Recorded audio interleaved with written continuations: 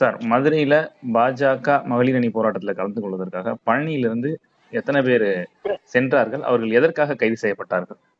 மதுரையில் இருந்து சென்னை நோக்கி பேரணி செல்வதற்காக மகளிர் அணியினுடைய மாநில தலைமை மரியாதைக்குரிய அக்கா உமாரதி அவங்க ஏற்பாடு பண்ணியிருந்தாங்க. இதுல சிறப்பு விருந்தினராக மரியாதைக்குரிய அக்கா குஷ்பு சுந்தர் அவங்க வந்து தொடங்கி வைக்கிறதா இருந்தது. இதுக்காக மாவட்டத்தினுடைய தலைவி லீலாவளி ராமதாஸ் மற்றும் வழக்கறிஞர் ரஞ்சிதம் அவங்களுடைய தலைமையில எங்க மாவட்டத்துல இருந்து ஒரு 200 பேர் கிளம்புறதுக்கு தயாரானாங்க. காலையில 7 மணிக்கு அவங்க தயாராகிறப்போ முதல் வேன் பழனியில இருந்து கிளம்பிச்சு 7 மணிக்கு. அதை வந்து அவங்க வேன்ல இருந்த 15 பேரையும் இவங்க அரெஸ்ட் பண்ணி வலுக்கட்டாயமா புடிச்சு இழுத்து கையில இருந்த வளையல் எல்லாம் உடைச்சு வாட்ச் எல்லாம் அத்து கொண்டு போய் ஒரு தனியார் மண்டபத்துல அடைச்சு அவங்களுடைய செல்போனை எல்லாம் பறிமுதல் பண்ணி அங்க தங்க வச்சிருந்தாங்க.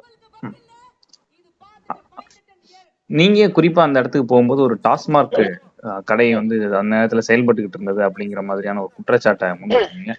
காவல்துறை அந்த இடத்துல சரியாக செயல்படவில்லை அப்படின்னு சொல்லுவாங்க. நான் வந்து எங்களுடைய பெண் நிர்வாகிகள் வந்து இந்த மாதிரி கொண்டு போய் அடைச்சு வச்சிருக்காங்கன்னு கேள்விப்பட்ட உடனே நான் அந்த பாறை பாக்குறக்க ஒரு 8:30 மணிக்கு நாங்க அங்க போனோம் ஸ்பாட்டுக்கு. சரிங்க. 8:30 மணிக்கு போறப்ப நாங்க அந்த மண்டபத்துக்கு ஒரே வாசல் ரெண்டுக்குமே நாங்க வெளியில நின்று பேசிக்கிட்டு இருந்தோம். அப்போ ஒரு 4 பேர் வந்தாங்க. தள்ளி நின்னுங்கய்யா, காலையில சரக்கு அடிக்க போய்கிட்டு இருக்கு, நீ வாட்டுக்கு குறுக்க மடிச்சு நின்றுட்டு இருக்கீங்க, அங்கிட்டு போ அப்படின்னு சொல்றாங்க. ஓ, என்னையா காலையில 9 மணிக்கு கடை திறந்திருக்கான்னா, கடை திறந்திருக்காங்களா? 24 மணி நேரம் எங்கடா திறந்திருக்கு, எப்ப பூட்டினாங்க அவங்க திரும்பி எங்கிட்ட கேட்டாங்க.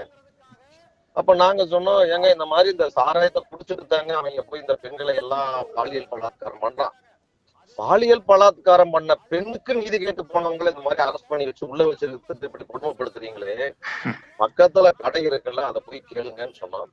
அப்ப என்ன சொன்னாங்கன்னா, கடைகளுடைய ஓனர் வந்து எம்எல்ஏவுக்கு வேண்டியவரு, எம்எல்ஏவே அந்த கடை ஓனருக்கு தான் மாலையே போடுவாரு. அப்படி இருக்கிறப்ப நாங்க அதுல நடவடிக்கை எடுக்க முடியாது, நீங்க வந்து உங்க வேலையை பாருங்க, சரக்கு விற்கிறதுக்கு சொன்னாரு. அதுக்கப்புறம் தான் நாங்க வந்து பேட்டி கொடுத்து நேரம் உள்ள போய் பொதுமக்களோட போனா அந்த எல்லா ரிப்போர்ட்டருமே வந்து அந்த செய்தி எடுத்துட்டு வெளியே பரப்பியிருக்காங்க. பழனியினுடைய மேற்கு ஒன்றிய இளைஞர் அணி தலைவர் ராஜீவ்காந்தி அவர்கள் வந்து கைது செய்யப்பட்டிருக்காரு அப்படிங்கிற மாதிரியான ஒரு செய்தியை நீங்க வந்து ட்விட்டர்ல பகிர்ந்திருக்கீங்க. அங்க என்ன சார் நடந்தது? அவர் இன்னும் வந்து எங்க இருக்காருன்னு தெரியலையா? ஆமா சார், இல்ல அது எங்க வச்சிருக்கான்னு சொல்ல மாட்டேங்கிறாங்க காவல்துறையில. என்ன காரணம்? என்ன காரணம்னா, இப்ப அவங்க எல்லாத்தையும் இப்ப வேன்ல ஏத்துறப்ப என்ன பண்றாங்கன்னா, அவங்க மறுபடி அதாவது பெண் நிர்வாகிகளை விட சொல்லி கிட்டத்தட்ட ஒரு 100கணக்கான பேர் மறியல் பண்றோம். மறுபடியும் அவங்களை போய் அவங்க அந்த மண்டபத்தின் முன்னால அந்த பெண் நிர்வாகிகள் அடைக்கணும் அந்த மண்டபத்துக்கு முன்னால வந்து எங்களுடைய மாவட்ட பொதுச் செயலாளர் செந்தில்குமார் தலைமையில போய் அவங்களை வெளியிட சொல்லி அவங்க கேட்கறாங்க. கேட்கிறப்ப அவங்களே அரெஸ்ட் பண்ணி வேன்ல ஏத்துறப்ப அவங்க விட்டுட்டு போயிடுறாங்க. அதனால அவரு போய் அப்படியே மறியல் பண்ண ஆரம்பிக்கிறார். அவரை அரெஸ்ட் பண்ணி கொண்டு போயிடுறாங்க. அவர் தனியாளர்கள் கொண்டு போயிடுறாங்க. தமிழ்நாட்டுல பல இடங்கள்ல சொல்ல மாட்டேங்கிறாங்க. இப்ப 3 பக்கம் அரெஸ்ட் பண்ணி வச்சிருக்காங்க. ஆனா அவர் எங்கேயும் 3 பக்கம் இல்ல. இப்ப என்னன்னு என்ன பண்ண போறாங்கன்னு தெரியல. இப்ப இந்த போராட்டத்துக்கு எதிராக நிறைய பாஜக மகளிர் அணி நிர்வாகிகள் வந்து வீட்டு காவல் எல்லாம் வைக்கப்பட்டிருந்தாங்க. இந்த விவகாரத்தை நீங்க எப்படி பாக்குறீங்க சார்? இதுல இது ஒண்ணு வெக்கக்காடான செயல் ஒண்ணு சொல்றேன் கேளுங்க.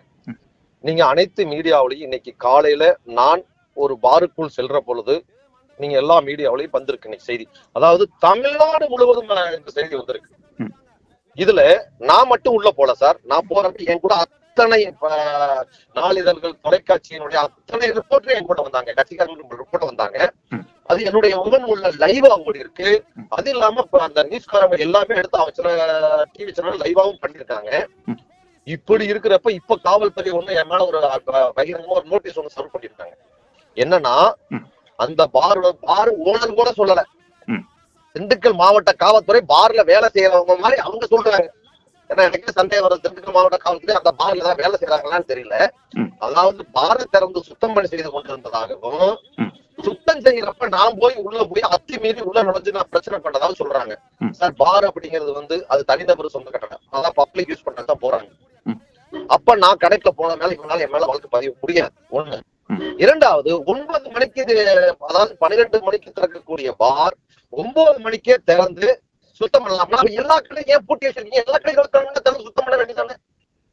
அப்ப முழு பூசணிக்காயை திண்டுக்கல் திண்டுக்கல் மாவட்ட காவல்துறை முயற்சி செய்து மூடி மறைக்கிறது முயற்சி செய்யுங்க சார். இவங்க குற்றவாளிகளை கைது செய்யறதுக்கு இவங்களுக்கு யாருக்கும் துப்பு கிடையாது சார். அதனால இந்த குற்றங்களை மறைப்பதற்கான வேலையை தமிழ்நாடு அரசாங்கம் செய்து கொண்டிருக்கிறது. இப்ப நான் கடைக்குள்ள போன விஷயம் ஊருக்கே தெரியும். இப்ப மறுபடியும் லெட்டர் கொடுத்தாங்க, வேணும்னா கூட உங்களுக்கு லெட்டர் வந்து அனுப்புறேன். இது மாதிரி ஒரு மோசமான ஆட்சி இந்த தமிழக வரலாற்றிலே இருந்தது கிடையாது சார். நன்றி சார். நன்றிங்க சார்.